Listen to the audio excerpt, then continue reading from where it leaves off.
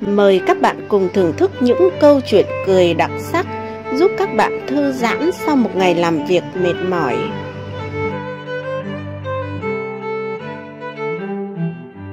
Hai kiểu áo. Một ông khách đến hiệu may một cái áo thật sang để tiếp khách. Biết ông xưa nay nổi tiếng luồn cúi cấp trên, hách dịch với cấp dưới, người thợ may mới hỏi: "Xin bác cho biết bác may chiếc áo này để tiếp ai ạ?" Ông khách cau mày: "Anh muốn biết như thế để làm gì?" Người thợ may đáp: "Thưa bác, em hỏi để may cho vừa ạ. Nếu không bác mặc áo đó để tiếp cấp trên thì vạt đằng trước phải may ngắn lên dăm tấc, còn bác mặc để tiếp cấp dưới thì vạt đằng sau phải may ngắn lại ạ." Ông khách ngẫm nghĩ thấy có lý, liền nói: "Thế thì nhờ ông may cho tôi cả hai kiểu."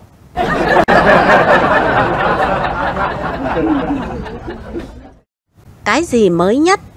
Mấy người bạn của con đến nhà chơi và uống bia. Chuyện xa chuyện gần, một anh nói: "Tôi đố các cậu, hiện nay trong đời sống cái gì là mới nhất?"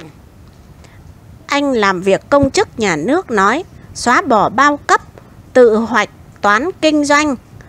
Còn anh làm nghề buôn bán tư nhân thì nói: "Thêm thành phần kinh tế tư nhân được chú ý phát triển và khẳng định." Còn anh làm về xây dựng thì lại bảo: "Nhiều công trình mới, nhà mới được xây dựng tại thủ đô." Anh làm nghề mỹ thuật, tranh ảnh được bày tự do, mua tranh để triển lãm.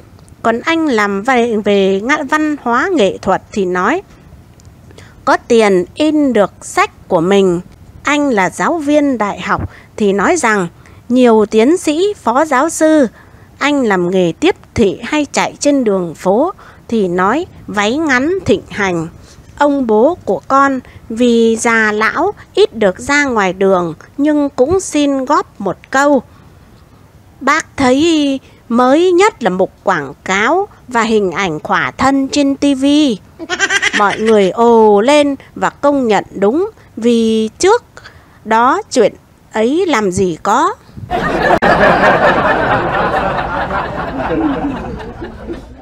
Cãi nhau, vợ xỉ vả chồng: "Trời ơi, sao tôi lại lấy anh? Sao tôi lại ngu đến thế?" Người chồng trả lời: "Nếu vậy cô phải cảm ơn tôi, vì sống với tôi cô mới phát hiện ra điều ấy." Người vợ chu chéo: "À, anh dám bảo tôi ngu phải không?" Người chồng đáp: "Ai dám, tự cô vừa thừa nhận đấy chứ."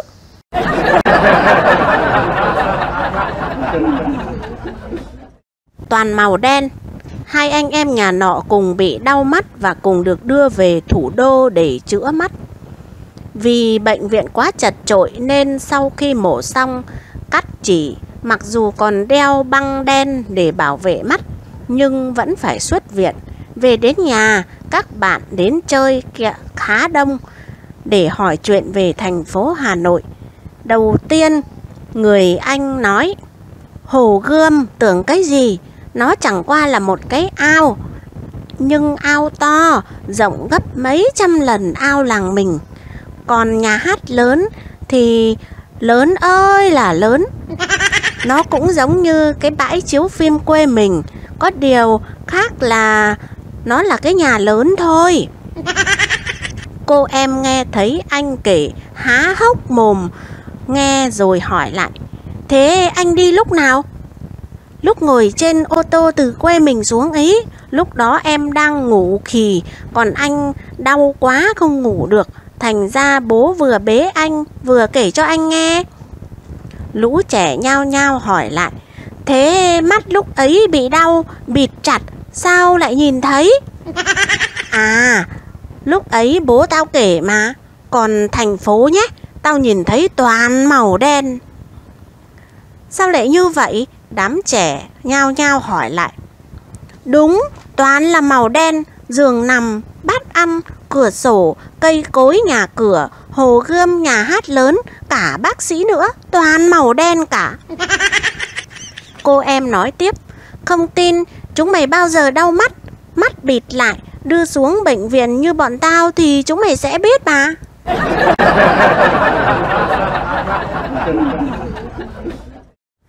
Tự tử bằng bún, rượu. Người nọ có tính hay ăn quà, vợ buôn bán tần tảo, dành dụm được tiền, anh ta thường lấy trộm ra quán đánh chén. Vợ anh ta giận lắm, ngồi khóc hết nước mắt. Anh ta chẳng những không thương vợ thì chớ, lại còn dọa tự tử. Cứ như thế này sống làm sao được, hay là tôi chết đi để cô sống một mình. Cô vợ nói, chồng con thế thì uống thuốc ngủ, nhảy xuống sông mà chết quách đi cho rồi. Anh ta nói với vẻ nằn nì, thuốc ngủ thì đắng, xuống sông thì sợ. Cô cứ đưa cho tôi tiền, tôi ra chợ mua bún, uống với rượu, say bí tỉ cũng chết. Chết như thế cho khỏe.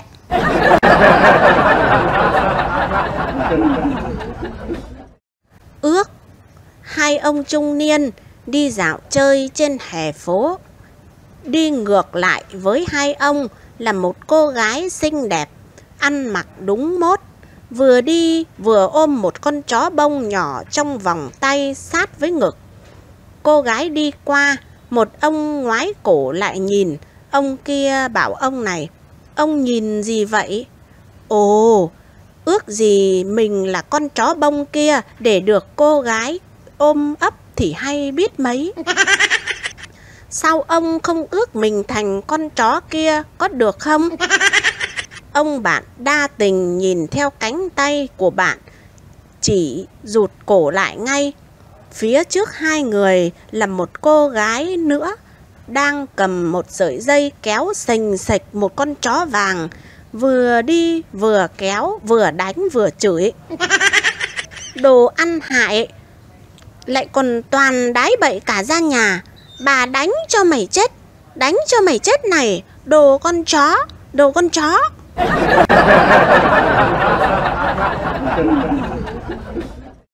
Cũng là cái số. Chiếc xe ô tô con bóng loáng dừng trước hàng người bơm xe đạp. Chủ nhân chiếc xe bước xuống, bắt tay người bơm xe, nói vài câu chuyện, đưa danh thiếp rồi lên xe đi luôn. Thấy vậy, người đứng cạnh đấy liền hỏi, ai vậy? Trông sang trọng và lịch sự quá. À, thằng bạn cùng lớp ngày trước đó. Nói thực ra thì ngày ấy lực học của nó kém xa mình. Có thời gian mình còn phải kèm học cho nó nữa đấy. Thế mà bây giờ mình thì thế này, nó thì thế. Sao vậy? Có gì đâu. Học xong cấp 3, thi vào đại học, trường xa mình bỏ, còn nó vẫn đi. Mình thì ở nhà làm ăn nhì nhằng, lấy vợ, có con, và bây giờ thì thế này. Còn nó học xong đại học, làm tiếp tiến sĩ, bây giờ làm giám đốc công ty kinh doanh. Mới lấy vợ năm ngoái, nghe nói vợ nó xinh lắm, hoa hậu hoa khôi gì đó. Nghe vậy người kia trả lời, người ta có chí đấy mà. Trời cho con người cái đầu, nhưng trong đầu trời lại cho có cái gì nữa mới là quan trọng. Người bơm xe tranh luận, tất nhiên, nhưng cũng là do cái số cả đấy.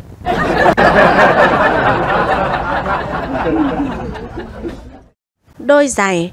Giám đốc công ty về tới nhà, không thấy vợ ra đón. Ông nghi có chuyện bồ bịch gì ở trong nhà, vì dạo này thiên hạ xì xào có một thanh niên hay đến nhà. Vào đến giường, vợ ông đang nằm ngủ, bỗng thấy có một đôi giày lạ. Ông hỏi, tối qua ai đến đây? Thì anh lái xe của anh sai đến đây còn gì nữa. Sao giày nó lại để lại và để tận trong buồng ngủ nhỉ? Chị vợ chưa biết giải thích thế nào thì có tiếng gõ cửa. Giám đốc ra mở cửa thì có tiếng cô gái thì thào, anh đi nhầm giày của chồng em rồi, khổ quá, nó về tới nhà là thấy giày lạ ngay. Tiếng ông giám đốc nói to, thế cô về bảo nó sang bên này mà đổi nốt đôi giày của nó đi lẫn đôi giày của tôi đang để trong phòng ngủ của vợ tôi kia kìa. Ông giám đốc quay vào trong nhà, người vợ hỏi, ai đấy anh? thì vợ cái thằng đi nhầm giày và bị đi nhầm giày chứ ai nữa.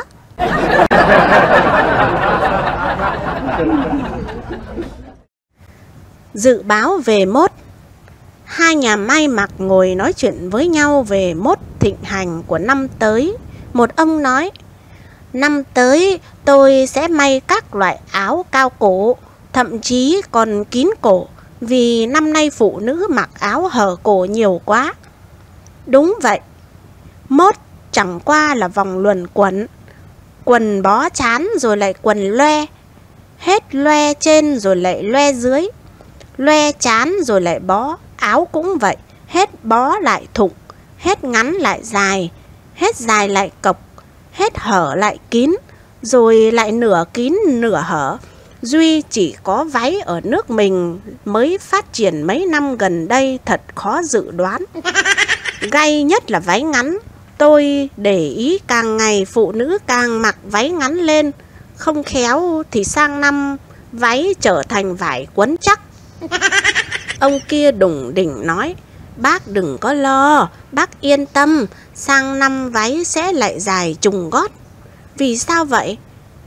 Bởi vì váy có ngắn, có cộc cũng chỉ đến chỗ ấy là phải dừng lại, rồi lại phải dài ra thôi mà.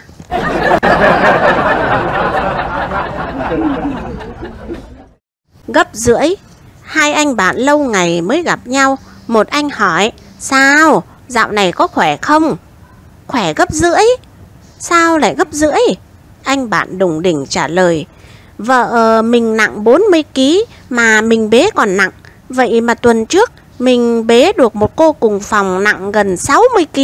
Vậy không phải khỏe gấp rưỡi là gì?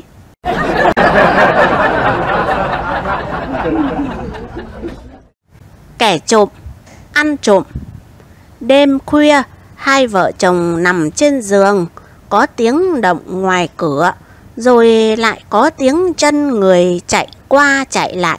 Chị vợ bảo: trộm đấy, anh ra rình chừng 5-10 phút xem có phải nó định trộm nhà mình không. Anh chồng tưởng thật, chui ra khỏi màn.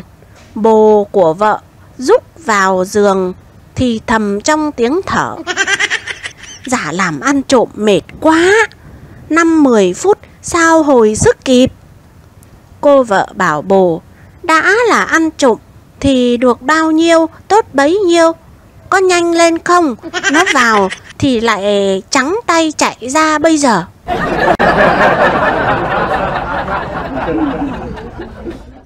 Không vào được.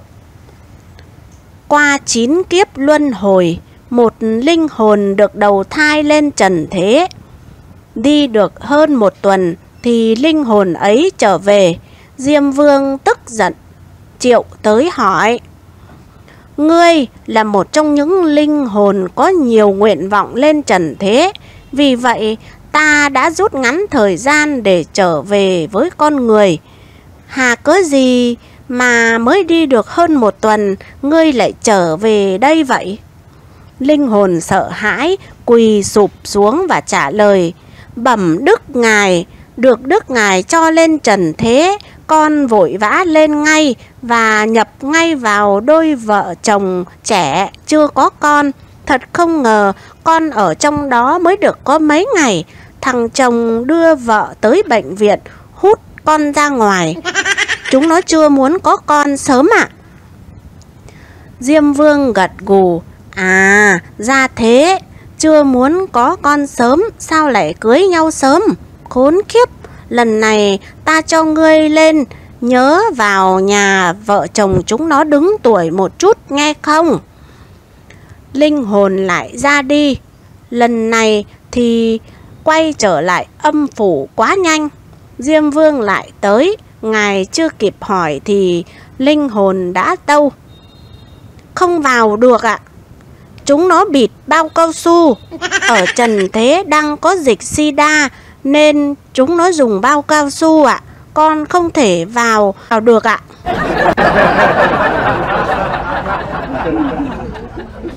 Ăn mừng. Có hai vợ chồng nhà nọ đi ăn tối cùng nhau tại một tiệm rượu. Giữa bữa ăn, đột nhiên cô vợ nhận ra một gương mặt quen thuộc. bèn huých tay chồng chỉ ra phía đó và hỏi: Anh có nhìn thấy người đàn ông đang ngửa cổ tu rượu ở góc quầy bar đằng kia không? Thấy, mà có chuyện gì vậy? Cô vợ lắc đầu vẻ thương cảm. Người yêu cũ của em đấy, anh ta đã uống như thế này từ 10 năm rồi, kể từ khi chia tay với em. Người chồng nghe xong nhún vai rồi quay lại nói với món ăn đang rùng rợn. Anh ta nhận xét: vớ vẩn thật, đâu cần phải ăn mừng kỹ đến như vậy chứ.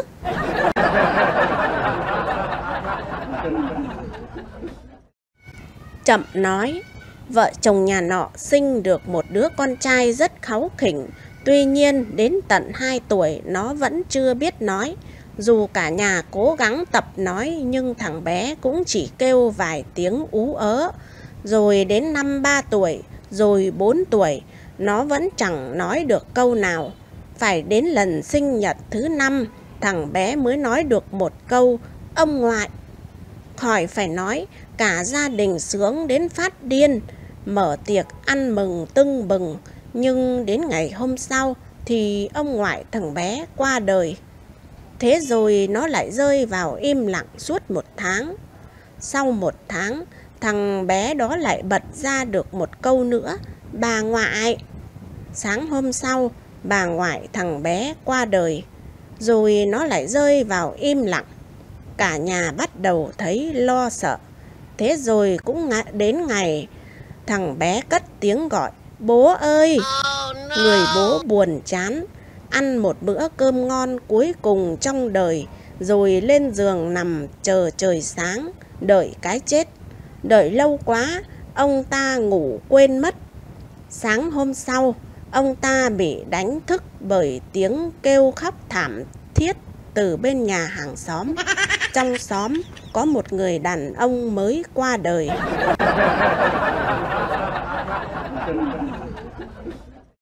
Chạy 9 km mà chỉ mất có 2 phút. Thấy chồng vừa trả bài xong, thở hổn hển, vợ hỏi: anh sao thế? Anh chồng thủ thỉ nói: em không biết đấy thôi. Khoa học tổng kết, khi mỗi lần làm chuyện đó, người đàn ông mệt ngang chạy 9 km. Bà vợ sửng sốt: vậy anh đi thi điền kinh đi, vì chạy 9 km mà chỉ mất có 2 phút.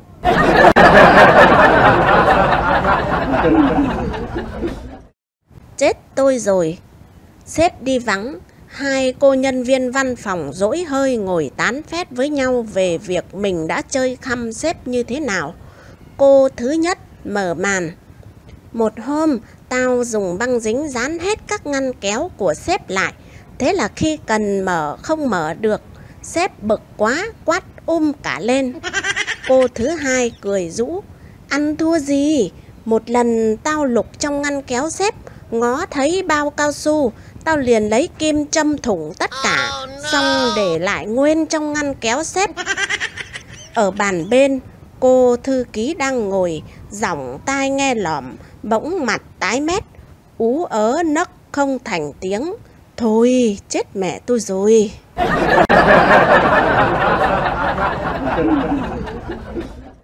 Chết vẫn phải lo. Sau khi khám bệnh cho người cha, bác sĩ bảo với cậu con trai: ông ấy bị ung thư giai đoạn cuối rồi, có lẽ chỉ còn sống được khoảng 3 tháng nữa. Trên đường về, người cha bảo con ghé vào quán rượu gần nhà để uống chút đỉnh. Trong quán rượu, ông ta nói với tất cả mọi người rằng mình sắp chết vì bệnh AIDS. Thấy vậy, người con thắc mắc: bố bị ung thư cơ mà, tại sao lại nhận mình bị căn bệnh thế kỷ đó? Bố không muốn kẻ nào lén phén với mẹ con sau khi bố qua đời.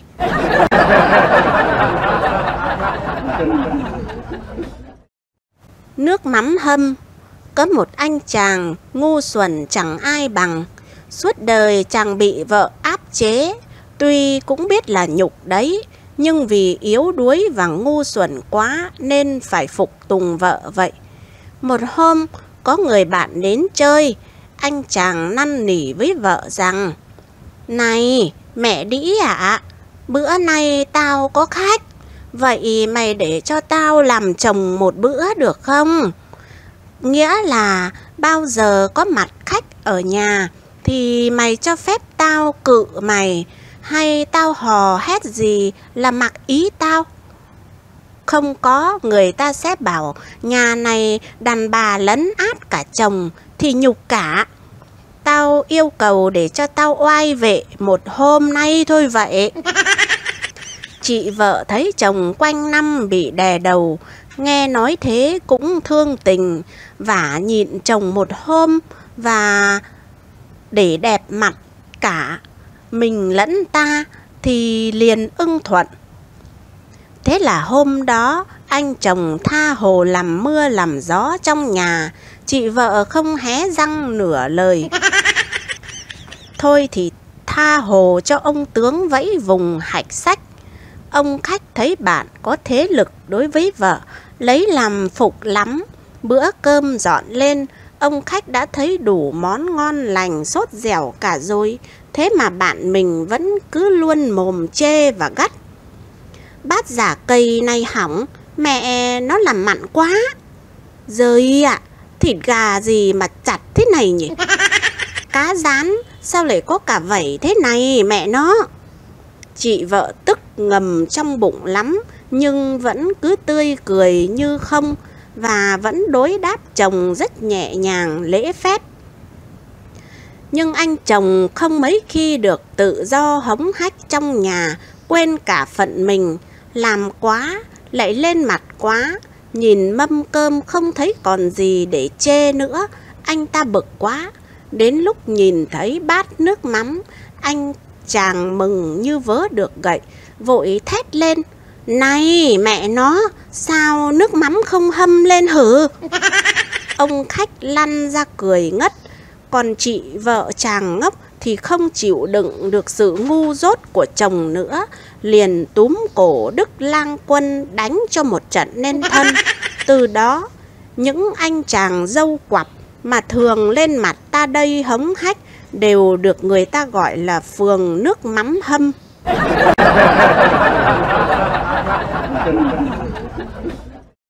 Phỏng vấn. Phóng viên báo thể thao tìm gặp vợ một tay đua vô địch xe máy đường dài để thực hiện một bài phỏng vấn. Chị chàng vốn là người nông thôn, lần đầu tiên đứng trước nhà báo, tay lăm lăm ống thu nên chẳng nói nên lời. Phóng viên nhẹ nhàng hướng dẫn: Chị cứ bình tĩnh, dễ thôi mà. Chị cứ nói cảm tưởng lúc anh chồng chị lên xe thì thấy thế nào? Lên xe rồi cảm nghĩ ra sao? Cả lúc anh phóng xe trên đường và lúc về đích nữa. Nghe vậy chị nhanh nhảu cướp lời: À, em biết rồi. Lúc anh ấy chuẩn bị lên xe em rất hồi hộp, lo. Lúc anh ấy lên hẳn rồi thì em thấy thinh thích. Còn lúc anh ấy nhà em phóng thì em thích ơi là thích. Còn lúc về tới đích rồi, xuống rồi thì em lại tiếc, lại muốn anh ấy lại lên nữa, lại phóng nữa. Anh phóng viên hỏi: Thế xin hỏi chị, câu đầu tiên chị nói với anh ấy là câu gì vậy? Dạ, lúc ấy em nói: Anh ơi, em lại muốn anh lên xe nữa, lại phóng, lại thành nhà vô địch nữa.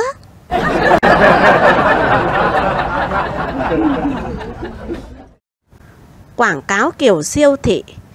Trên tờ báo địa phương đăng một dòng quảng cáo hấp dẫn: Người may mắn vào siêu thị X đúng các số 1.000, 2.000, 3.000 sẽ được miễn phí toàn bộ các thứ đã mua trong lần. Thế là hàng đoàn các chị em tới tấp vào cửa hàng, đi mua nhiều hàng và cầu mong vận may đến với mình. Một bà tay khệ nệ các thứ qua cửa tính tiền. Bà xếp các thứ vào túi mình, bỗng nhớ ra bà còn quên chưa mua gói giấy ăn. Bà chạy vào cầm một gói giấy ăn, chạy ra quầy đưa 1.000 để trả. Ngay lập tức, một ông nhìn rất chững chạc xuất hiện với thái độ vui vẻ. Ông tiến lại bắt tay bà và nói: Xin chúc mừng, bà đã đạt danh hiệu người thứ 1000 vào cửa hàng sáng nay. Bà khỏi trả tiền, xin cảm ơn quý bà. Bà nhìn ông chủ cửa hàng rồi nói vội: À, tôi còn quên mấy thứ này nữa. Nói xong bà chạy vào cửa hàng, nhặt mấy thứ đắt tiền chạy trở ra. Ông chủ cửa hàng đã đi khỏi, cô bán hàng trả lời: Xin bà thanh toán cho ạ. Trừ gói giấy ăn tặng cho người khách hàng thứ 1000 không phải tính tiền. Còn những thứ kia là thuộc vào người khách thứ 1001 ạ.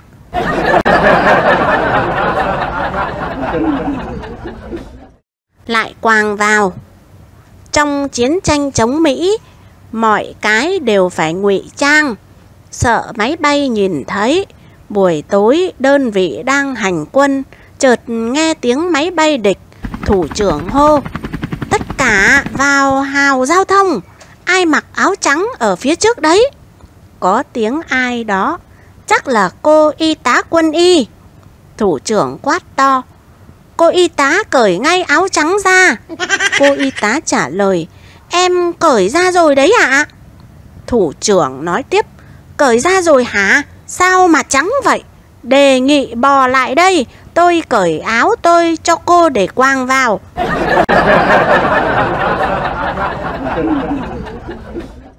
Quên, có một nhà khoa học nghiêm túc nề nếp trong mọi công việc. Ông có một thói quen là ra vào kể cả nhà mình cũng gõ cửa. Vợ ông rất bực mình vì nhiều hôm đang nằm cũng phải dậy mở cửa. Ông bảo vợ: Em thông cảm, anh quen nếp sinh hoạt ở Tây, đến nhà nào đó cũng phải gõ cửa. Và nếu không gõ mà họ không mở thì cũng dứt khoát không vào. Nếu cứ vào là mất lịch sự. Một lần ông về nhà vì quên cái gì đó, ông gõ cửa mãi vẫn không thấy vợ mở cửa. Sợ muộn giờ cộng với ý nghĩ vợ đi vắng nên ông dùng chìa khóa để mở cửa. Vợ ông không đi vắng mà vì bận đang mặc quần áo, phía dưới chân có một đôi giày của người đàn ông lạ. Ông vội nói: Xin lỗi, tôi tưởng nhà tôi. Vợ tưởng ông không biết có đàn ông lạ trong nhà nên nói phụ họa: Nhà gì cũng phải đợi, thật là mất lịch sự. Vào nhà cứ tự nhiên như không có chủ ấy.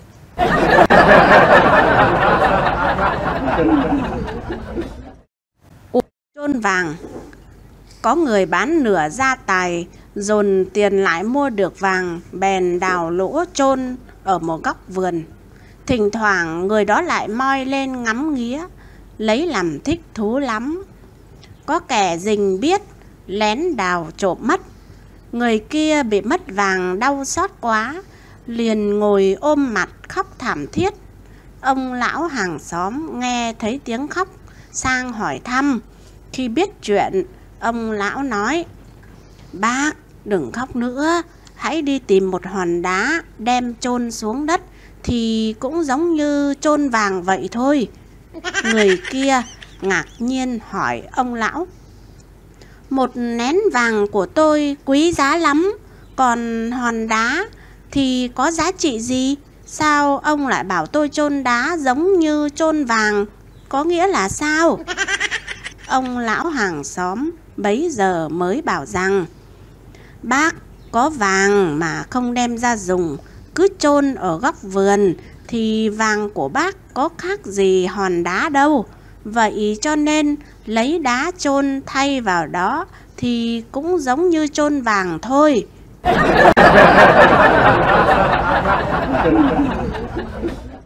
Đằng sau quay. Buổi liên hoan đã kết thúc mà bánh kẹo còn lại trên bàn rất nhiều.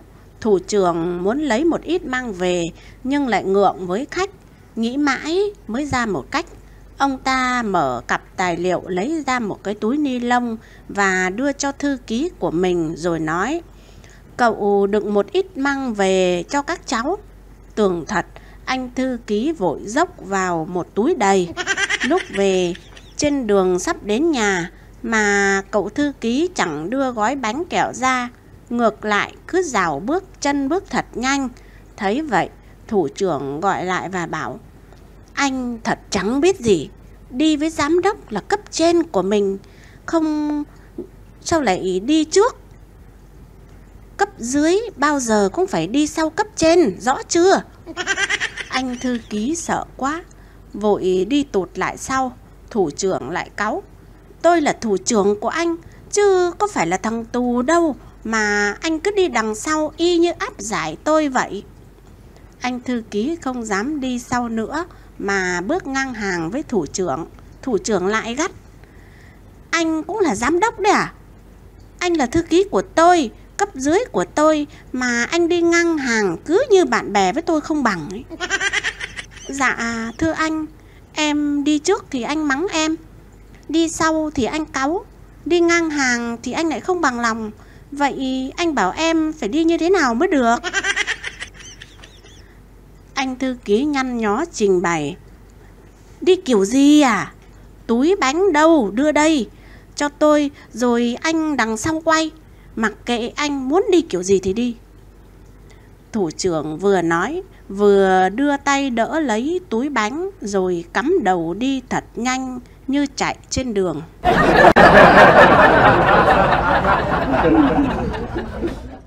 Điện thoại hỏng.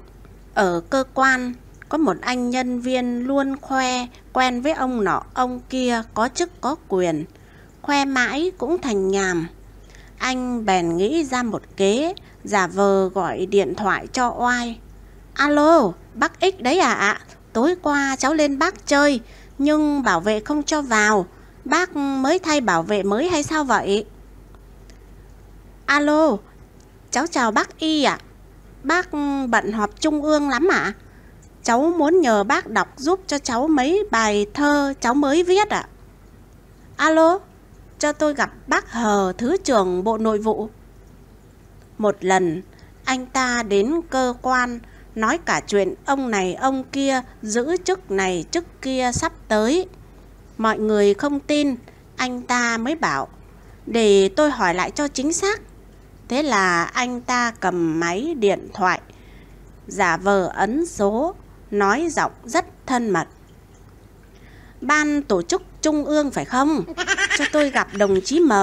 Đồng chí M ốm không đi làm à? Đêm qua đồng chí ấy còn xuống chỗ tôi kia mà. Tôi xin nhắn là... Nghe đến đây, anh trưởng phòng hành chính nhắc khéo: cậu nên nhắn là điện thoại cơ quan hỏng 2 ngày nay rồi, bưu điện hẹn ngày mai mới chữa.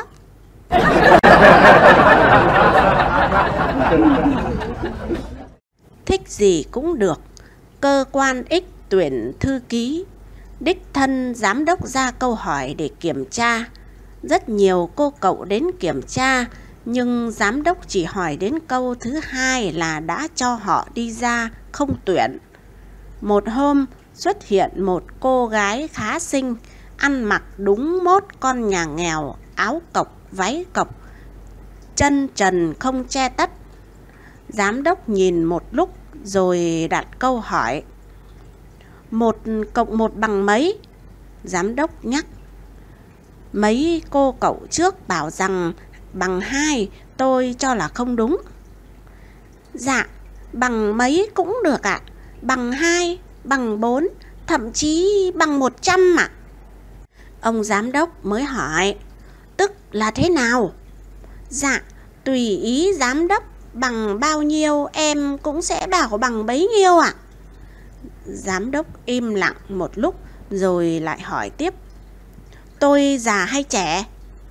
Cô gái nhanh nhảu nói: dạ, nếu em được tuyển vào làm thư ký thì lúc nào giám đốc thích mình già, trước quan khách em sẽ gọi là chú. Còn lúc nào giám đốc với em, giám đốc thích mình trẻ, em sẽ gọi là anh ngay ạ. Thế là thế nào? Tôi thích gì cũng được à? Dạ, đúng vậy. Vì nghề thư ký của bọn em là phải chiều giám đốc chứ ạ. Giám đốc gật gù, gọi phòng tổ chức tiếp nhận ngay.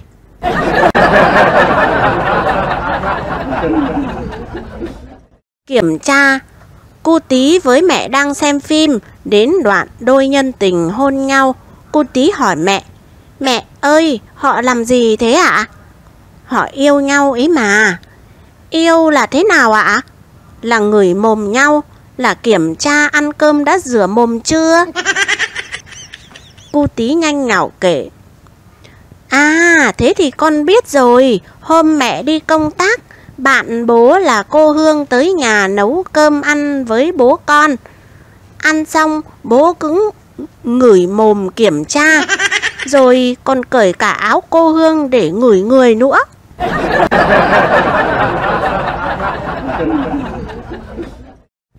Lại càng tốt.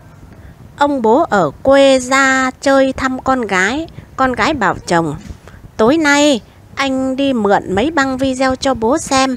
Bố thích xem phim tâm lý trưởng bộ hay xã hội đen. Nhớ khéo lại lấy nhầm phim con heo đấy nhé. Bố nghe vậy vội nói: Phim con heo cũng tốt mà, bố đang cần xem loại phim ấy. Phim ấy bố cần làm gì ạ? Toàn chuyện bậy bạ của mấy con heo cả ấy mà. Ông bố giải thích: Nếu vậy thì càng tốt, vì ở nhà bố đang nuôi đàn heo cái. Càng cần xem nó bậy bạ thế nào để về áp dụng cho đàn heo của mình cho nó hiệu quả.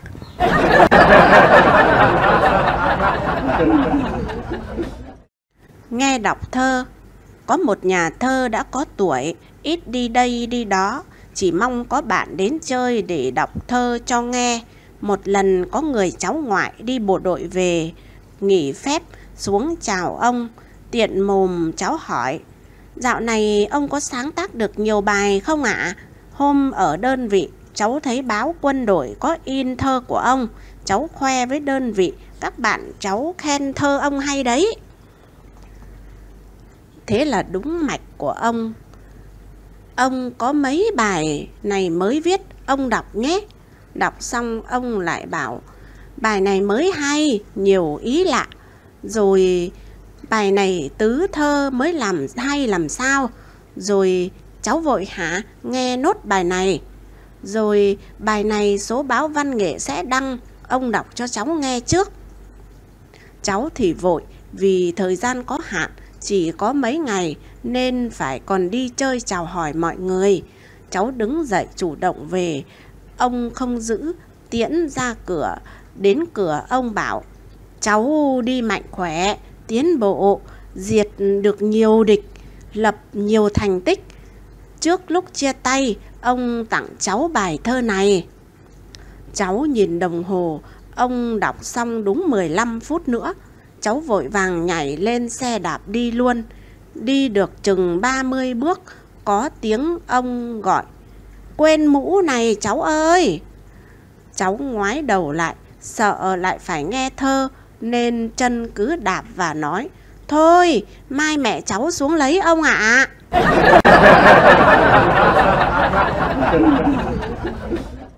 Nhầm. Một thanh niên chẳng biết có quen hay không, nên hễ ai nổi tiếng một chút là nhận. Một lần vào xem cuộc thi người đẹp Noel, cứ thấy cô nào xuất hiện, anh đều nói: Ấy, con bé này sao mà nhanh lớn vậy? Hoặc: Ui dào, son phấn có khác, mấy hôm trước đi chơi với mình không son phấn, nhìn không duyệt được. Thậm chí cao hứng, anh lại gọi toáng lên: Hương, Thu Hương ơi, cố lên, anh đây. Mọi người xung quanh rất khó chịu. Đến lượt một thí sinh khá đẹp bước ra, ban giám khảo đọc: Lê Thị Nhật Hằng, số báo danh 126. Anh vỗ tay đánh bóp một cái: Chết rồi, đúng con bé này là con nhà bác mình, con ông tướng quân đội Lê Quang đấy mà. Người ngồi bên cạnh quen cô gái liền cãi lại: Đâu phải, Nhật Hằng là bạn em cùng học phổ thông, con bác Lê Nhật Hoàng ở phố Cửa Đông đấy chứ. Anh này cãi lại: Làm sao mà nhầm được, chẳng lẽ chúng nó giống nhau đến vậy? Đúng là con bác Quang có chú ruột là... Một người ngồi bên cạnh nói đế vào: Đúng rồi, con ông Lê Quang, cháu ông Lenin, anh em với ông Lê Bét, đang là ủy viên Hội đồng An ninh Quốc gia nước Nga. Anh thanh niên lúng túng: đúng vậy, mà sao tôi nhầm được? Oh, no. Nói rồi anh ta quay sang nói với người bên cạnh: chắc anh có quen cô bé này nên mới biết rõ tường tận gốc gác đến như vậy ạ.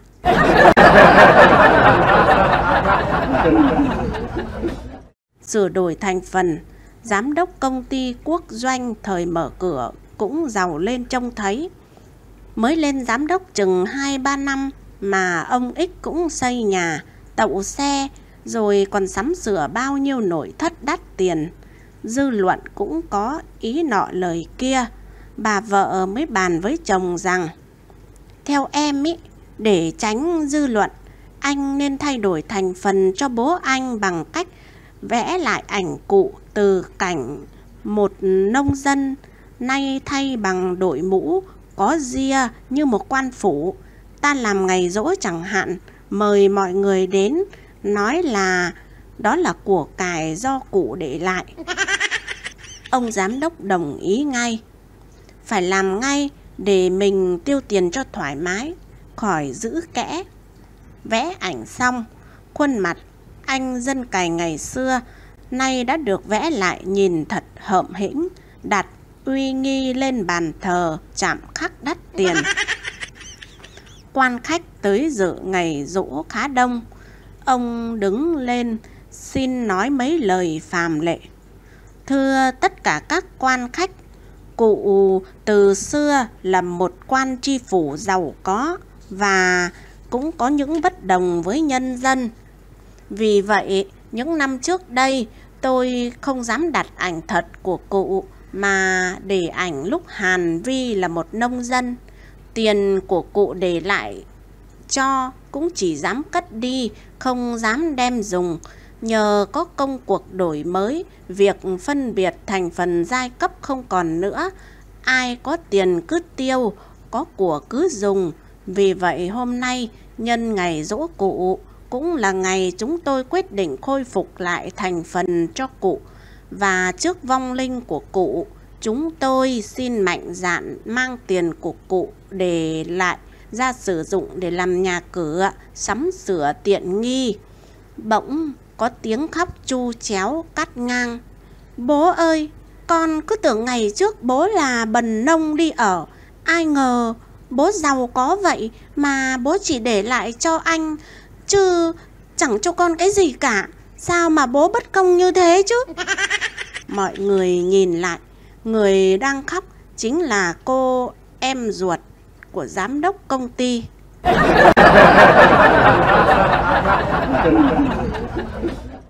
Tế nhị. Lớp văn năm thứ tư K18 đi thực tế, xuống ô tô, cả đoàn đang tập trung thì mấy cụ già ở quê ra nhìn ngắm ngắm. À, Văn Công về thôn mình biểu diễn đấy. Các cụ tế nhị nhận xét: đoàn này cũng bình thường thôi, nhìn người thì biết. Một sinh viên nam hỏi cụ: nhìn người sao cụ biết là đoàn này bình thường ạ? Vì tôi nhìn mãi mà chẳng thấy cô diễn viên nào đẹp cả.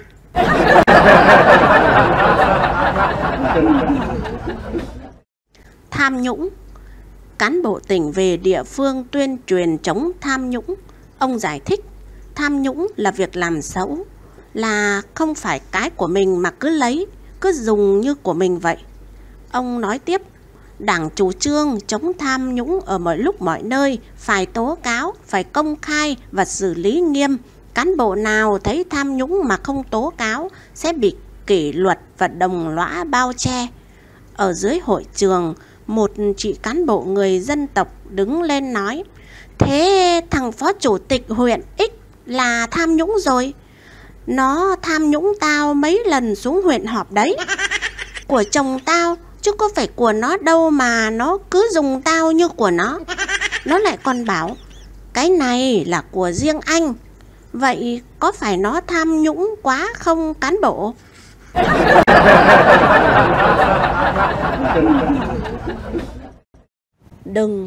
Bà vợ cằn nhằn: từ ngày lấy anh đến giờ, cái gì anh cũng cản tôi. Anh luôn nói đừng mua cái nhẫn đó, đừng đi du lịch xa như vậy, đừng đi chơi với mấy người bạn đó. Hễ cứ mở miệng ra là anh lại nói đừng. Chưa bao giờ anh nói mua đi em, em đi chơi đi. Cứ điệu này thì chắc tôi phải dọn về nhà bố mẹ tôi ở luôn. Em đi đi. Oh no.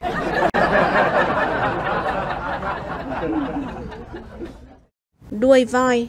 Một cậu bé thấy mẹ mình và ông ngoại đều bụng to, nhưng một thời gian sau mẹ sinh em bé mà ông vẫn thế, liền hỏi: ông ơi, mẹ con bụng to nhưng đã sinh ra em bé, còn ông sao mãi không thấy gì ạ? Người ông trả lời: ông chữa voi con ạ. Người cháu vỗ đùi đánh đét một cái rồi nói: thảo nào hôm ông ngồi ở hè, con còn thấy cái đuôi voi nó lòi ra đấy ông ạ.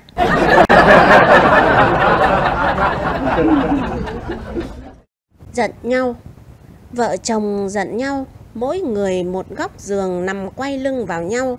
Vì quen được ôm khi ngủ nên người vợ không ngủ được, xoay qua xoay lại mãi. Anh chồng gắt nhẹ: xoay gì lắm thế, không cho người ta ngủ à? Nghe vậy, cô vợ cắn răng khóc thút thít. Anh chồng quay lại ôm vợ vào lòng: anh chưa hết giận đâu, nhưng chịu thiệt để ôm vợ ngủ đấy. Cô vợ phì cười hết giận. Hạnh phúc đôi khi chỉ cần vậy thôi.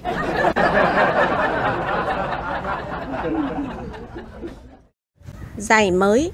Một cụ ông tuổi cuối thu mới sắm được một đôi giày rất ăn ý.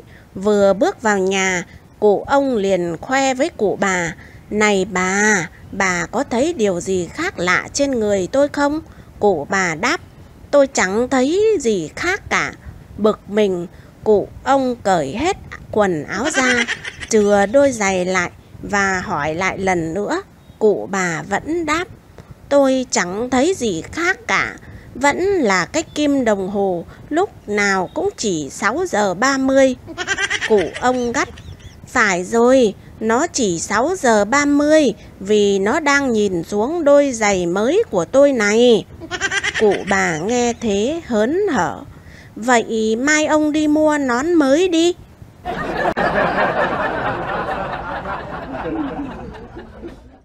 Hô hấp nhân tạo. Một cô gái trẻ bị đuối nước, được một chàng trai cứu hộ vớt lên và đưa vào trạm làm hô hấp nhân tạo, và cô được cứu sống.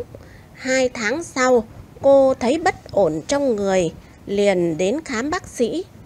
Bác sĩ sau khi khám xong bảo: xin chúc mừng, cô đã có thai.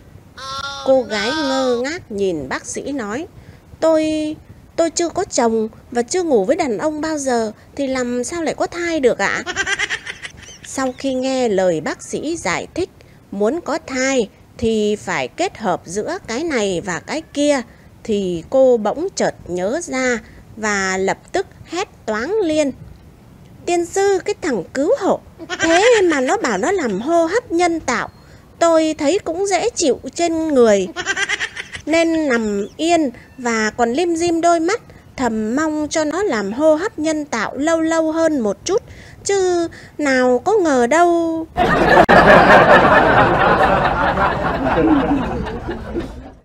Họ và tên. Mải nhậu nhẹt vào lớp muộn, một thầy giáo chẳng kịp đeo kính, lôi ngay sổ lớp ra, nhìn lướt qua, thầy cất giọng: em hò văn tèn lên bảng. Một lúc chẳng thấy học sinh nào lên, thầy giáo lớn tiếng: em hò văn tèn đâu, nghỉ hả? Lớp trưởng đâu, đã điểm danh chưa? Dạ thưa thầy, em điểm danh rồi ạ, lớp hôm nay đi đủ ạ. Thế em hò văn tèn đâu? Lớp trưởng lại đứng lên: thưa thầy, lớp ta không có ai là hò văn tèn cả. Thầy giáo bực mình: chẳng lẽ tôi lại nhầm? Ngay dòng đầu tiên in hoa cả chữ Hò Văn Tèn mà, chẳng nhẽ lại là... Vừa nói, thầy vừa đeo kính vào và nói tiếp. Họ và tên à? Xin lỗi, họ và tên chứ không phải Hò Văn Tèn.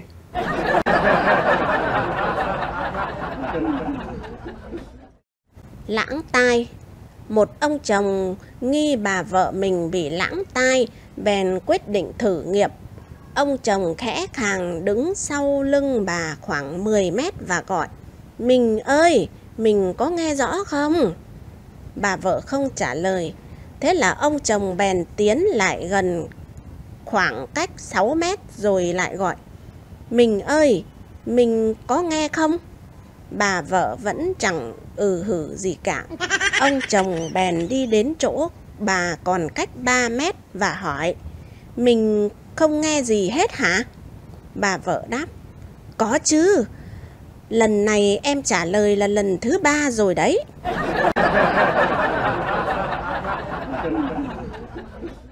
Thứ lọt vào mắt vợ. Hai anh bạn đồng nghiệp trò chuyện với nhau. Anh thứ nhất nói.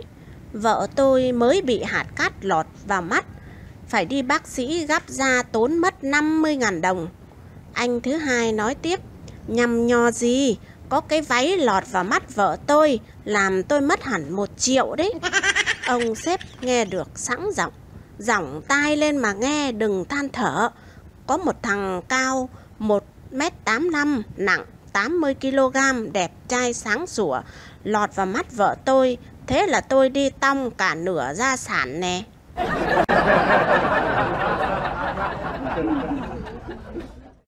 Quần rách. Cô bé lớp 4 mặc chiếc quần rách đũng trèo lên cây ổi nhà hàng xóm xin mấy quả để ăn. Ông chủ nhà ra nhìn lên một lúc rồi kêu cô bé xuống bảo. Lớn rồi, ai mặc quần thủng đáy thế kia? Nhìn kỳ lắm. Thôi, chú cho 50.000 về mua lấy cái quần mới nhé. Cô bé tung tăng về khoe với chị. Cô chị liền nghĩ bụng. Nó mà ông ấy còn cho 50.000. Nếu là mình thì chắc phải hơn. Hôm sau, cô chị cũng mặc một cái quần rách đáy, tự xé, sang xin ổi. Ông chủ nhà nhìn lên một lúc cũng gọi cô xuống và đưa cho 2.000. Cô chị hỏi. Sao em con chú cho 50.000 mà con chú chỉ cho có 2.000 thôi? Cho 2.000 về mua lưỡi lam mà cạo đi, nhìn ớn quá.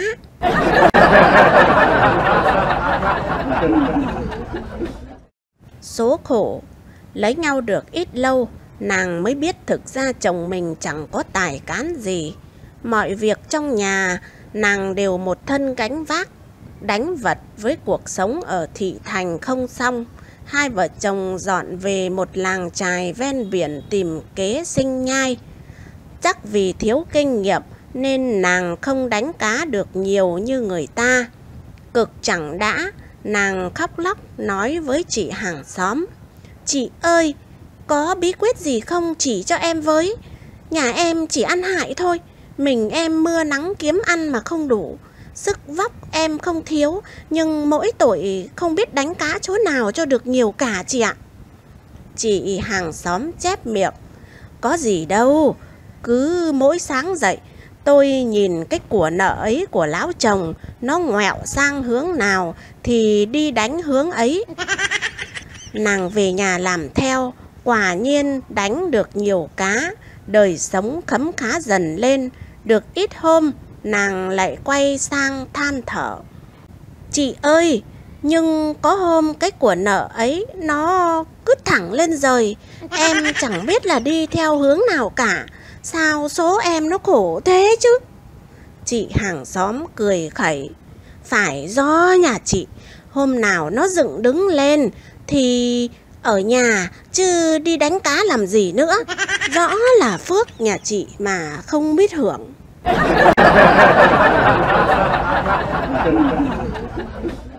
Sợi gì mà vuốt mãi vẫn cứ xoăn. Aladdin sau khi lấy được công chúa, trong đêm tân hôn vớ vẩn thế nào lại sờ phải cái thần đèn. Lập tức Thần đèn hiện lên, khoanh tay nhìn hai vợ chồng. Công chúa ngượng lắm, liền nói: anh đuổi cái thần đèn này ra ngoài đi chứ. Aladdin lập tức lệnh cho thần đèn: mày hãy đi xây cho tao một tòa lâu đài thật to. Thần đèn biến đi, nhưng chỉ sau 5 phút đã xây xong. Quay lại, tiếp tục khoanh tay nhìn hai vợ chồng. Aladdin tức giận ra lệnh: mày hãy san bằng 3 quả núi cho tao. Sau 3 phút, thần đèn đã làm xong và đã có mặt ở đầu giường. Aladdin bối rối nhưng không biết phải làm gì nữa. Lúc đó công chúa nói: em đã có cách. Và cô gọi thần đèn ra ngoài cửa. Từ lúc đó không thấy thần đèn quay lại nữa. Sáng hôm sau, Aladdin thấy thần đèn ngồi khóc trước cửa. Aladdin hỏi: làm sao mày lại khóc? Công chúa giao việc gì mà làm mãi không xong vậy? Thần đèn mếu máo: dạ, công chúa đưa cho con cái sợi này và bắt con vuốt thẳng, mà con vuốt mãi cả đêm nó vẫn cứ xoăn ạ.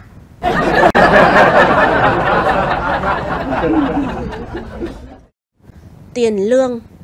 Vợ hỏi chồng: anh có thể giải thích tại sao tháng này anh không mang tiền về không? Anh xin em bỏ lối nói của một luật sư đi. Em có thể dùng giọng của một người vợ hỏi chồng mà. Ok anh, nghe đây. Tiền lương tháng này của anh đem cho con quỷ cái nào rồi hả?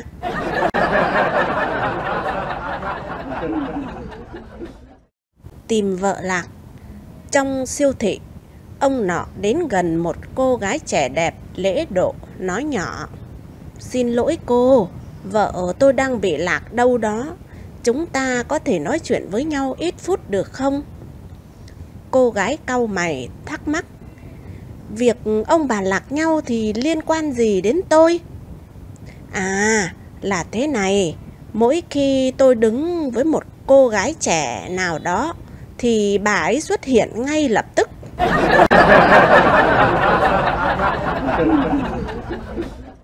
Trả nợ. Ông chồng đi tắm sau khi vợ vừa mới tắm xong. Đúng lúc chuông cửa reo, vợ vội quấn khăn tắm vào người và chạy xuống mở cửa. Mở cửa ra thì ra là ông hàng xóm John. Chị vợ chưa kịp nói gì thì John bảo: tôi sẽ cho chị 800 đô nếu chị buông cái khăn tắm kia ra. Suy nghĩ một chút rồi chị vợ buông khăn tắm, đứng trần truồng trước mặt John. Sau vài giây ngắm nghía, John đưa 800 đô cho chị vợ rồi đi. Chị vợ quấn lại khăn tắm vào người rồi lên nhà. Vào đến phòng tắm, chồng hỏi: ai đấy em? Người vợ trả lời: à, đó là ông John hàng xóm ấy mà. Người chồng nói: thế thì tốt. Thế hắn ta có nói gì đến số tiền 800 đô hắn nợ anh không?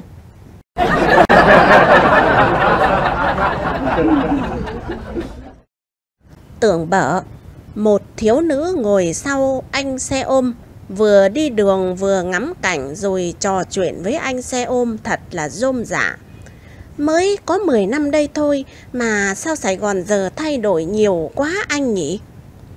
Anh xe ôm tưởng hôm nay trúng mánh, vớ được mối Việt kiều về nước hay khách sộp gì đó nên trong lòng lân la. Anh ta hỏi: ủa, bộ cô ở Mỹ mới về à? Hay là cô ở nước nào về thăm lại Sài Gòn? Thiếu nữ nghe thế trả lời: dạ không anh à, em vừa mới ở tù ra mấy hôm nay. 10 năm trước em đi cướp và đâm anh xe ôm bị thương, suýt tí nữa là bị án chung thân đấy anh. Anh xe ôm: hả? Em nói sao?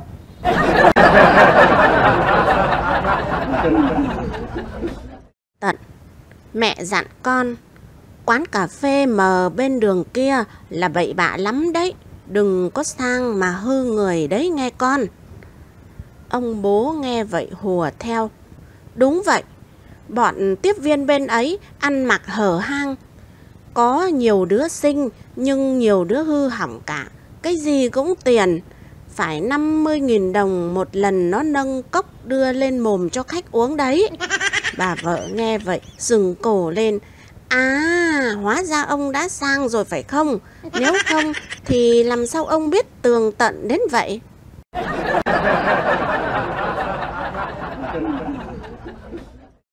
Hai chén ba cái. Xe chúng tôi dừng nghỉ bên một quán nước người dân tộc. Quán nước đơn sơ nhưng lại bày rất nhiều loại rượu ngâm. Tôi mới chỉ tay vào một bình rượu và hỏi: rượu này chữa cái gì vậy anh chủ quán? À, rượu này nó khỏe cái kia đấy. Tối uống một chén là đêm làm được 5 cái đấy. Chúng tôi ồ lên. Anh chủ quán lại nói: người dân tộc không nói sai đâu. Không tin hỏi con vợ mình ấy. Vừa lúc ấy chị vợ từ trong nhà đi ra, chưa kịp chào khách mà nói ngay: nó nói dối đấy, đừng tin nó. Tối qua nó uống 2 chén mà làm cho tao được có 3 cái thôi. 3 cái thôi thằng chồng nhé. Tao lại đang thèm đây này. Tao cho mày uống nữa. 2 chén mà còn làm được 3 cái thì tốt quá rồi. Mọi người đều ngạc nhiên thán phục. Cho chúng tôi mỗi người một bình, buộc chặt vào nhé, khéo đổ. Thế là chúng tôi vui vẻ mỗi người mua một bình rượu.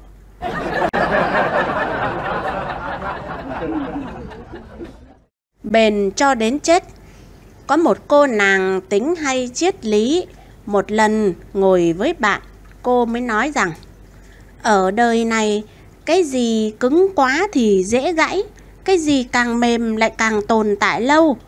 Cô bạn mới hỏi lại: cậu nói vậy nghĩa là gì? Đấy, cậu thấy không? Cái răng tưởng là cứng, cứng như răng, ấy vậy mà lại gãy nhanh hơn, trước hơn. Còn cái lưỡi, mềm như lưỡi, nó có dụng bao giờ đâu. Cô bạn nghe triết lý các bộ phận con người liên quan đến cứng và mềm mới tủm tỉm cười hỏi lại: thế cái lúc cứng lúc mềm thì sao? Cô hay triết lý nói luôn: cái mà lúc cứng lúc mềm ấy à, loại ấy thì bền cho đến chết.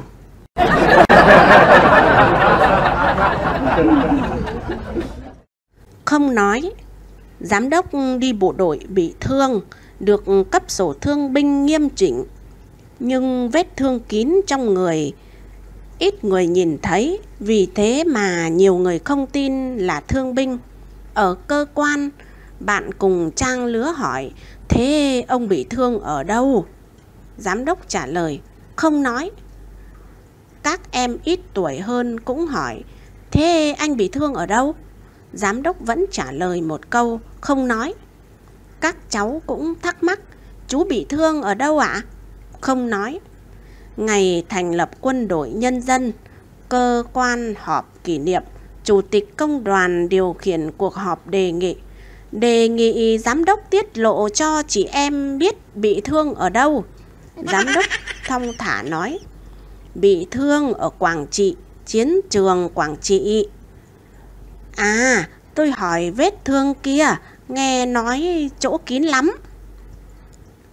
Vâng, mọi người đã biết chỗ kín, sao còn đòi xem ở đây được. Mời chị em lần lượt từng người vào phòng kín, tôi cho xem.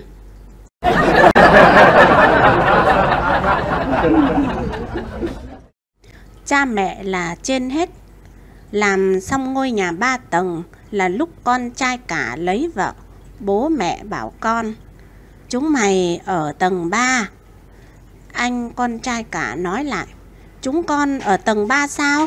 Vài tháng nữa vợ con nó chữa đi lên đi xuống thế nào được ạ? Cha mẹ cho con ở tầng 2 vậy. Thằng em liền nói: tầng 2 là con ở rồi. Rồi con cũng cưới vợ, và vợ con nó cũng chữa, cũng đẻ chứ. Tốt nhất vợ chồng anh nên ở tầng 1. Hai ông bà tròn mắt hỏi: thế chúng tao ở đâu? Hai ông bà nên ở tầng 3. Cha mẹ là trên hết mà. Hai thằng con đều đồng thanh nói.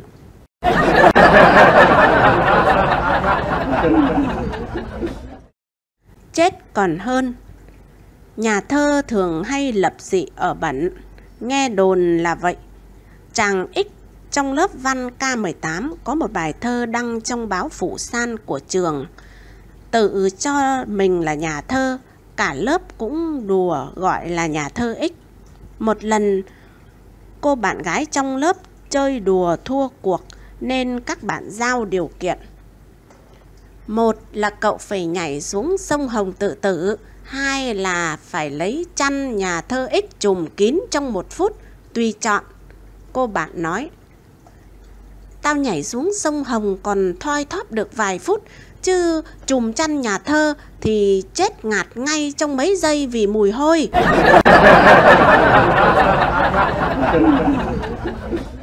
Không thể được. Một nhân viên đến xin phép vị giám đốc. Dạ, ngày mai tôi lấy vợ, xin ngài cho tôi nghỉ 3 hôm ạ. Giám đốc gắt, không thể được. Nhưng đây là đám cưới của tôi với con gái ông tổng giám đốc ạ.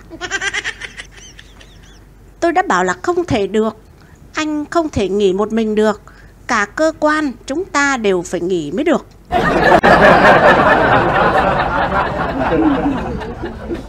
Lại nhầm.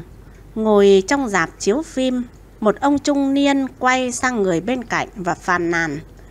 Hây, đằng trước chúng mình có mấy đứa thanh niên, không biết là nam hay nữ, mà chúng nó cứ bá đầu bá cổ nhau, che hết cả màn ảnh.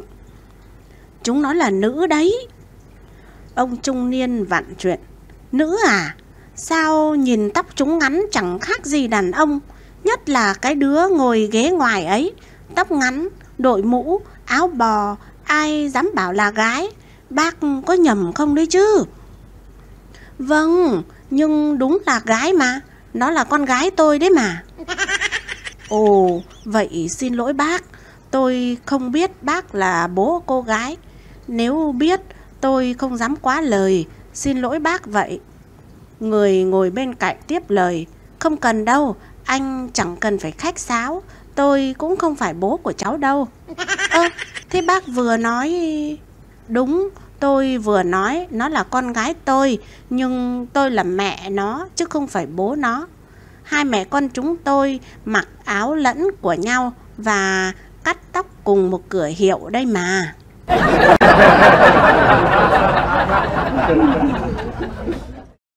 Lịch sự. Một ông keo kiệt đến nhà bạn chơi. Bạn đón khách.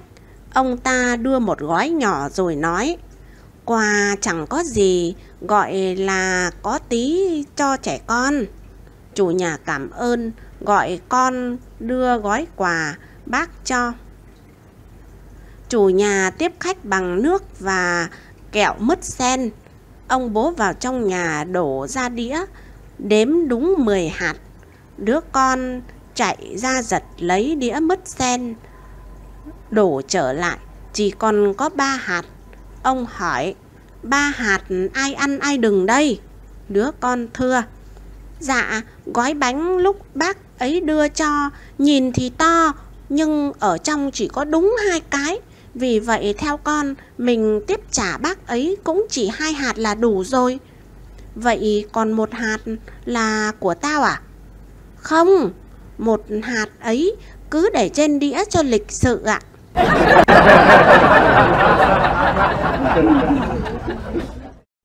Mơ. Hai cô bạn có chồng đi xuất khẩu lao động ngồi nói chuyện với nhau.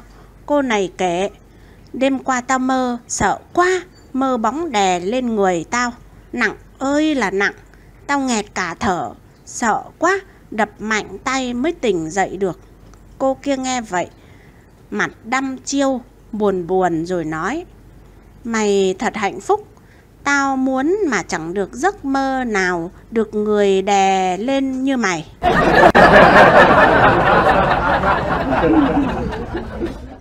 Mua kính. Có một anh nọ rốt đặc cán mai, thấy cụ già mang kính xem sách, cũng bắt chước ra chợ hỏi mua một cặp kính. Vào hiệu, bác chủ hiệu đem kính ra cho anh ta chọn.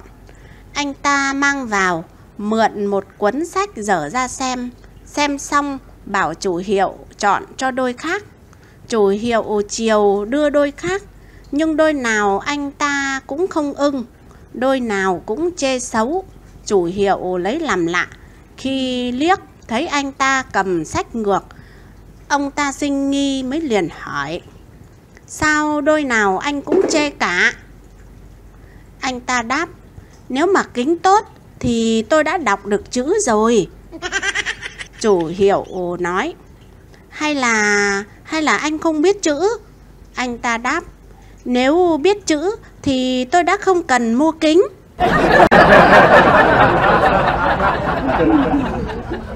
Uống rượu với bố vợ.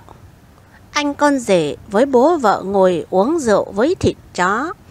Anh con rể uống say nói làm nhảm: con nói thật với bố, con với bố không uống hết chai nữa thì không phải là người. Vợ biết ý khuyên chồng thôi. Người chồng bảo: ơi, say sao được, tôi có uống 2 chai nữa cũng chưa say. Tôi thích thì tôi uống, thằng bố cô cũng chẳng cấm nổi tôi nữa là.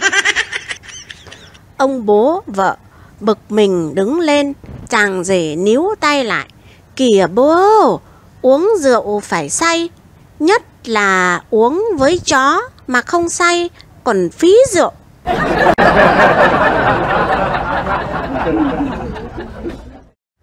Treo dọc. Một cô họa sĩ mê chàng nhà thơ văn xuôi. Cô ta vẽ bao nhiêu chân dung về chàng rồi, nhưng vẫn chưa có cái nào ưng ý cả.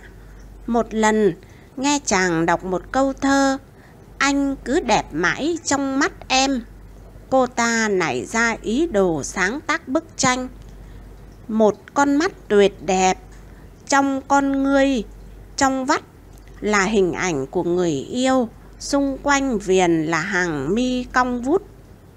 Triển lãm tranh, cô quyết định mang tranh đi tham dự. Nhân viên treo tranh cứ ngắm mãi bức tranh ấy, ai cũng khen đẹp.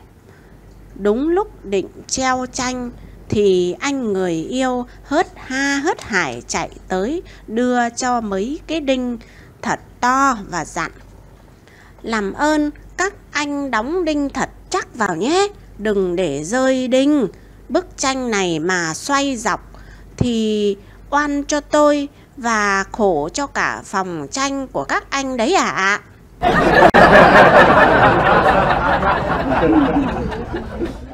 Tự sướng.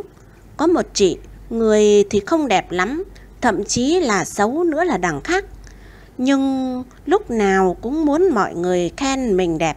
Một lần chị ta đến cơ quan kể hớt hải: tối qua mình về muộn một tí mà bị hiếp đấy.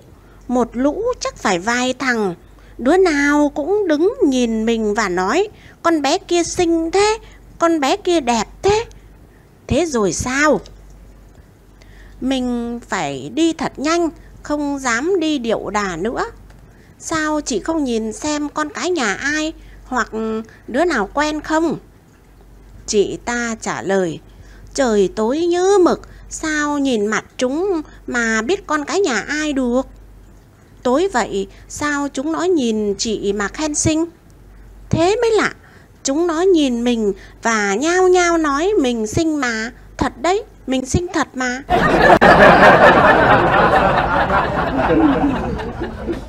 Tưởng của em.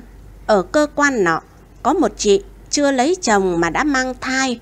Chủ tịch công đoàn gọi chị lên hỏi là thai đó là của ai. Chị một mực bảo là của em và không khai bố đứa bé trong bụng ra. Chủ tịch công đoàn liền dọa: chị mà không nói, tôi sẽ đem ra công đoàn kiểm điểm. Chị về viết bản kiểm điểm đi. Chị ta liền bảo: sao lại phải kiểm điểm và viết bản kiểm điểm ạ? Em cho người ta ngủ với em mang thai, sao lại phải kiểm điểm của công đoàn? Chị là người của công đoàn quản lý chị hiểu không? Chị chàng không biết nói sao, liền mếu máo: em là do bố em sinh ra. Những thứ trên người em như chân tay mặt mũi là bố mẹ em cho em, chứ có phải công đoàn cho em đâu ạ? Công đoàn không sinh ra chị, không cho chị các thứ như chị nói, nhưng công đoàn quản lý tất cả các thứ đó, nghe không? Chị ta liền khóc to. Thế á? Em mà biết công đoàn quản lý cả cái ấy của em thì lúc anh ấy thích, muốn thì em đã bảo anh đến công đoàn xin phép rồi. Nhưng bác ơi, công đoàn quản lý cả cái ấy sao không ghi vào điều lệ quy định cho anh chị em công đoàn được biết ạ?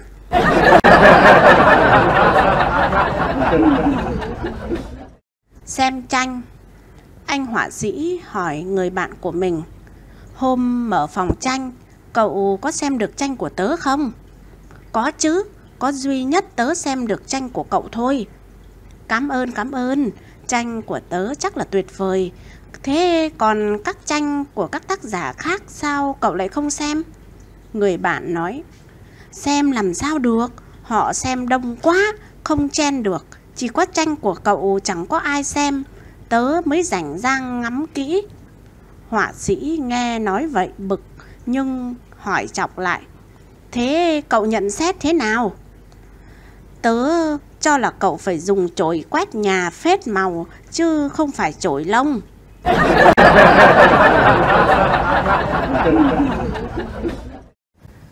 Cứ cho uống. Vợ một bợm rượu than phiền với người bạn. Khổ quá chị ơi, bác sĩ bảo nếu nhà tôi mà cứ uống rượu như thế thì sớm muộn anh ấy cũng sẽ chết thôi. Người bạn nói, thì cứ cho anh ấy uống thoải mái đi. Bà vô cùng ngạc nhiên. Chị nói gì vậy? Nếu chị không cho anh ấy uống thì sớm muộn anh ấy cũng phải chết thôi.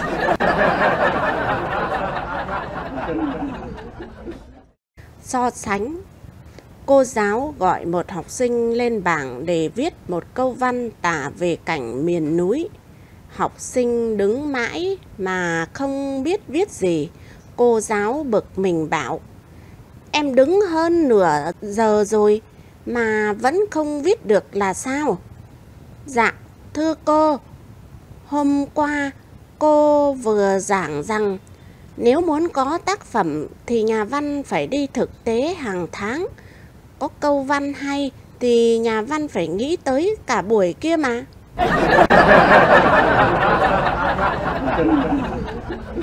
Hai anh cận thị. Có anh cận thị đi lạc đường, tìm người để hỏi thăm. Đến một nhà bán hàng mã, thấy người hình nhân đứng trước cửa, lại tưởng là người thật, liền cúi đầu hỏi han lễ phép. Thấy người hình nhân cứ đứng trơ ra, anh cận thị tưởng là gặp kẻ khinh người, tức mình liền tát cho một cái. Rồi hình nhân đổ chổng cành ra rách bẹp cả đầu. Chủ nhà hàng mã liền bắt đền anh này. Thế là hai bên cãi nhau. Một anh cận thị khác đi qua, tay xách cái bình tích bằng sứ. Thấy cãi nhau, anh định đến can, nhưng không biết để cái bình tích vào đâu. Thấy có một con chuồn chuồn đậu ở trên tường, ngỡ là cái đinh, liền treo bình tích vào đấy. Thế là bình tích vỡ tan, đám cãi nhau cũng tan theo. Anh bị bắt vạ vừa về đến cổng nhà, bỗng thấy con chó mực nằm khoanh tròn ở cửa. Anh lại tưởng là cái khăn xếp ai đánh rơi. Anh thích quá. Ấy chà chà, đứa nào đánh rơi cái khăn xếp, ông vớ được rồi nhé. Liền cúi xuống nhặt. Con chó cắn chảy cả máu tay anh ta. Anh ta cáu quá, chạy vào nhà lấy cái dùi đục ra định nện cho con chó một cái. Nhằm vào cái đống đen, anh ta giang thẳng cánh nện xuống và nói, xem này có cắn ông nữa không? Bỗng anh ta đánh choang một cái, thì ra con chó đã chạy rồi, chỉ còn cái xanh của người thợ hàn úp ở đấy để sắp sửa hàn. Thế là anh phải đền cái xanh. Còn về phần anh đánh vỡ bình tích, biết là tại con chuồn chuồn nên để tâm thù nó. Lúc về qua chỗ ấy lại thấy nó, anh liền đến mắm môi mắm lợi và đấm cho nó một cái và nói: "Mày đánh vỡ bình tích của ông à?" Hóa ra đấm phải cái đinh chảy tóe máu, đau điếng người. Thì ra người nhà thấy anh vỡ bình tích liền đóng cái đinh, phòng ai xách gì qua đó có chỗ mà treo.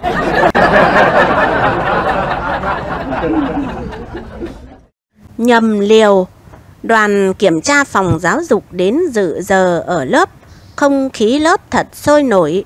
Giáo viên cứ đặt câu hỏi nào là cả lớp giơ tay rào rào. Đến một câu, giáo viên chỉ vào em ngồi cuối lớp. Em bé lúng túng: "Dạ, thưa thầy, em nhầm. Em quắp tay chứ không phải thẳng tay đâu ạ." Cả lớp cười. Đoàn kiểm tra ngơ ngác chưa hiểu. Em học sinh giải thích luôn: "Dạ, đúng em nhầm ạ. Em không nắm được bài.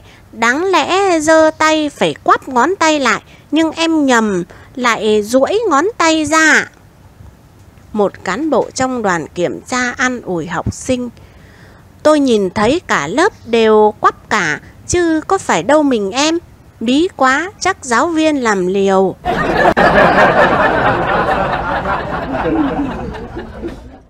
Thơ thiếu dấu. Các cụ hưu trí đi Tam Đảo. Do ở đây dịch vụ kém nên các cụ rất kêu ca và phàn nàn. Tức cảnh có cụ mới làm thơ như sau: "Không đi không biết tam đao, đi rồi mới biết thế nào là ngu. Một phòng nó xếp hai cu", tức là hai cụ. "Đêm không có gối, lấy mu gối đầu", là lấy mũ đấy các bạn ạ.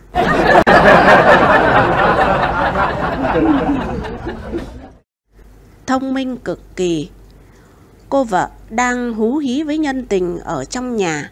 Anh chồng về, cô ta mặc vội bộ đồ ngủ chạy ra mở cửa, dúi vào tay chồng 50.000 đồng rồi nói: "Tiện thể anh chưa thay quần áo, anh chạy ra ngoài đầu đường mua cho em bó rau muống, tiền thừa tặng anh uống bia luôn."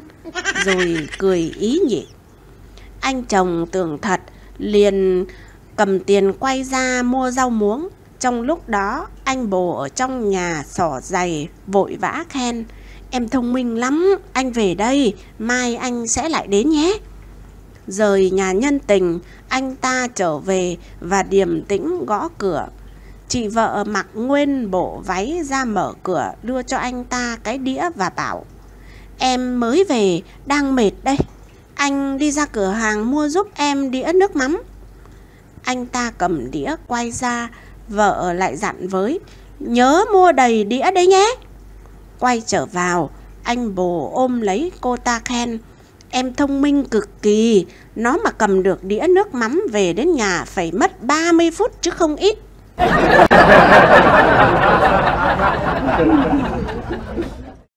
Thư và thơ. Anh chồng đi công tác miền Nam, viết thư về cho vợ rất tình cảm và mùi mẫn, hẹn ngày ra sẽ tràn đầy hạnh phúc. Chị vợ cũng viết lại có đoạn như sau: "Thư anh viết rất là bay bướm, em phấp phỏng chờ ngày anh ra." Anh ta viết lại cho vợ và chuyển đoạn văn xuôi thành thơ: "Thư anh viết rất là bay, bướm em phấp phỏng chờ ngày anh ra."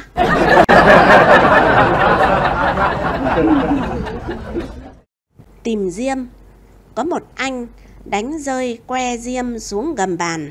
Tiếc của, anh ta quyết định nhặt lên, nhưng tối quá, sờ mãi mà không thấy. Có anh bạn ngồi cạnh liền bảo: "Tối thế làm sao tìm thấy? Sao anh không bật diêm lên mà tìm?" Anh kia nghe vậy tỉnh cơn mộng mị, liền lấy diêm ra bật để tìm. Bật mãi đến hơn 10 que khác, anh ta mới thấy que diêm kia, liền khoe với bạn mình rằng: À, đây rồi, mình còn nghèo, không được lãng phí, vứt đi vô lý quá, phải không bạn?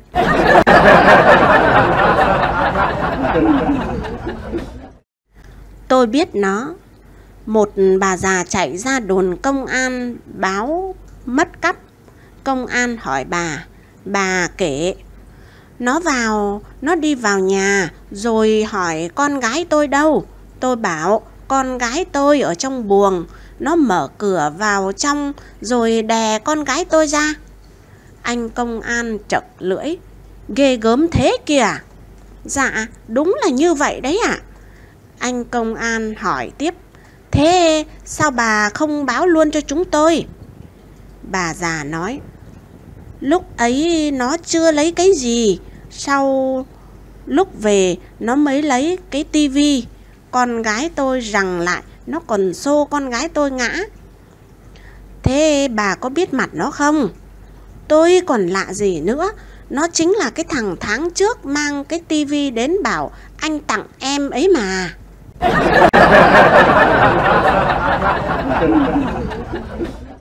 Tôi là biên tập viên. Có một anh đem đến tòa soạn báo một bài phóng sự. Tòa soạn nhận bài và hẹn đưa cho biên tập viên biên tập xong rồi cho in. Anh này giãy nảy: Có lẽ không cần phải biên tập đâu, vì nhiều khi biên tập làm hỏng cả nội dung, ý đồ của người viết. Thậm chí có biên tập sửa câu văn đăng đúng thành sai. Đại diện tòa soạn hỏi: Sao anh lại coi thường biên tập đến như vậy? Thì tôi cũng từng làm biên tập viên, cao hơn nữa còn từng làm biên tập viên chuyên viên bậc 4 cơ đấy.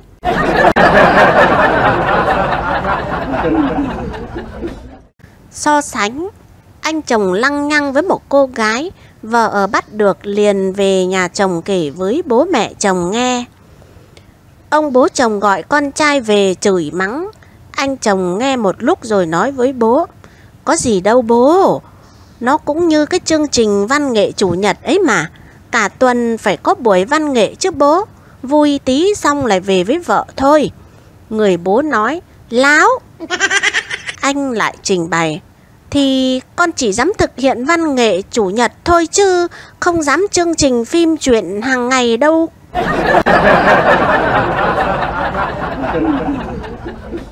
Sự việc cuối. Trên một chiếc cầu, chỉ một xe lọt qua. Có 2 chiếc xe hơi từ 2 hướng cùng chạy lên cầu rồi mắc kẹt ở giữa cầu. Không ai nhìn ai, lời qua tiếng lại. Cuối cùng một người nổi nóng nói: Tôi không có thói quen chịu nhường bước cho những tay lái tồi. Nghe vậy người kia bèn trả lời: Còn tôi cũng luôn luôn không có thói quen đó.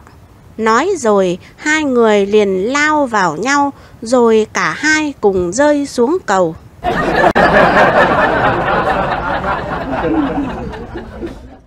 Thông đồng.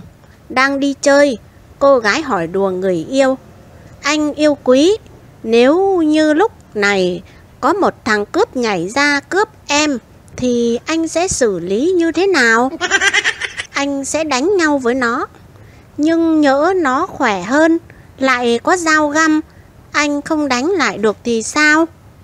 Anh con trai trừng mắt lên quát: Ái chà, em thông đồng với nó hay sao mà biết được nó khỏe hơn anh, biết được nó có dao găm, lại biết cả anh sẽ thua nó nữa.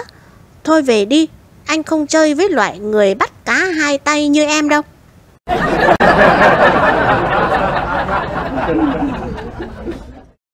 Thuế đi chợ. Bố làm ngành thuế chợ. Ngày nào bố cũng cầm thịt, cá, cam, hoa quả về. Con gái hỏi bố: Bố ơi, sao bố không để mẹ mua cho? Ồ, bố có phải mua đâu, họ đưa bố không lấy tiền ấy mà. Con gái reo lên: Hay quá nhỉ, nghề của bố đỡ cho mẹ việc đi chợ búa. Mẹ cũng hùa theo: Nhưng cũng chưa hay, thuế bố con mới là thuế đi chợ, chứ thuế đất, thuế xe, thuế cầu, thuế bia ôm còn sướng hơn nhiều.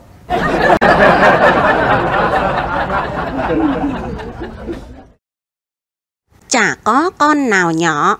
Anh kia tuy đã có vợ và một con 3-4 tuổi gì đấy, nhưng tính lại rất tham ăn. Một hôm, anh ta ra đồng kiếm được mấy con cá về, liền đi làm gắp nướng ăn. Giữa lúc ấy, vợ anh ta bế con về. Cậu con trông thấy cá, khóc đòi ăn.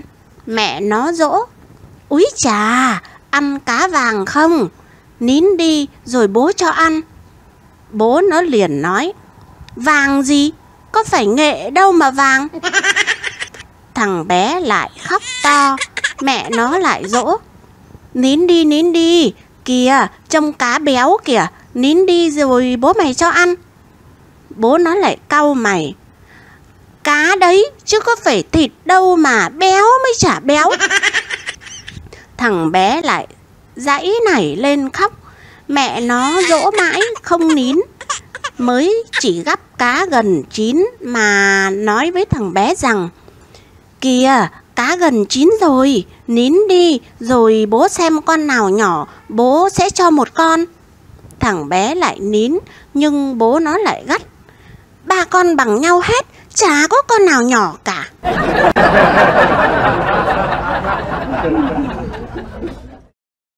Chia tiền. Hai anh đi chơi, một anh béo, một anh gầy. Anh béo bảo anh gầy: "Nếu bây giờ trước mắt chúng ta là một gói tiền 50 triệu thì chúng ta có nhặt không và chia như thế nào?" Anh gầy bảo anh béo: "Nhặt ngay, tớ sẽ lao đến và nhặt ngay." Anh béo lại bảo: "Thế thì cậu định chia như thế nào? Theo tớ, cậu được 20 triệu, còn tớ 30 triệu. Anh gầy cãi lại: "Sao cậu lại tham thế? Tớ là người nhặt được trước thì tớ phải được 30 triệu, còn cậu chỉ được 20 triệu mới công bằng." Anh béo trả lời: "Tớ nhìn thấy trước, ai thấy trước thì phải được phần hơn." Anh gầy lại nói: "Nhưng tớ là người nhặt được trước, ai làm chứng cho cậu là cậu nhìn thấy trước nào?" Anh béo đuối lý liền nổi nóng: "À, cậu định xù phải không? Bạn bè kiểu gì đấy? Cậu không nuốt trôi được 50 triệu với tớ đâu." Có anh công an đi ngang qua, thấy cãi nhau về tiền nong, liền hỏi sự tình. Anh béo phân trần: "Một gói tiền 50 triệu, tôi thấy trước, chỉ cho nó nhặt lên trước rồi chia cho tôi 20 triệu, tôi không đồng ý, nó định xù luôn, may quá có anh làm chứng." Anh công an mời hai anh về đồn, đưa ra biện pháp: "Các anh nhặt được của rơi phải trả lại người mất, hoặc ít ra các anh chỉ mỗi người lấy 10 triệu, còn lại 30 triệu đưa tôi sung vào công quỹ." Hai anh béo và anh gầy cùng nói: "Thưa anh, cách chia của anh thật là tuyệt vời, nhưng chúng tôi đang tỉ dụ là nhặt được, chứ đã nhặt được thật đâu ạ." Anh công an sừng sộ: "Tôi sẽ giữ hai anh lại. Ai làm chứng cho các anh có nhặt được tiền hay không nhặt được? Các anh giấu tiền ở chỗ nào rồi? Tôi sẽ giữ tạm và tạm giam hai anh đến lúc không có người mất 50 triệu thì mới tha."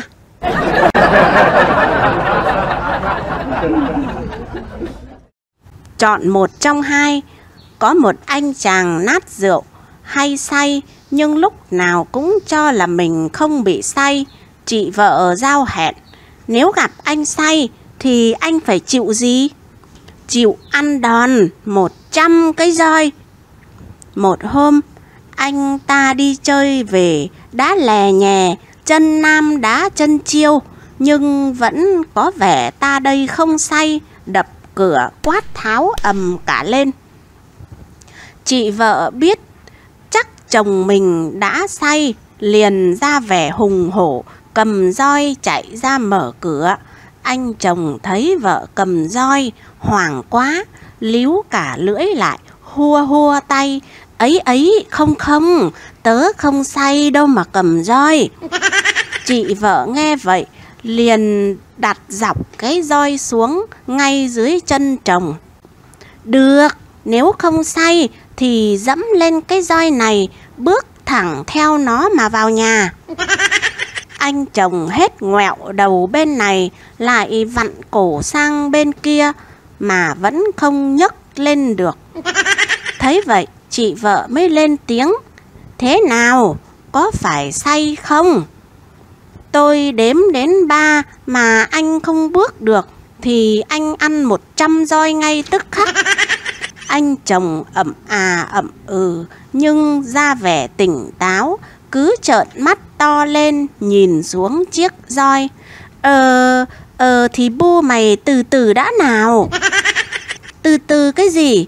Chị vợ bắt đầu đếm. Anh chồng cuống cả lên.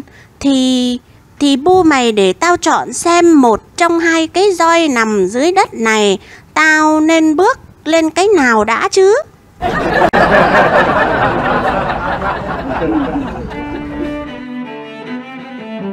Cảm ơn các bạn đã lắng nghe. Nhớ like và đăng ký kênh để nghe thêm nhiều câu chuyện hài hước nhé.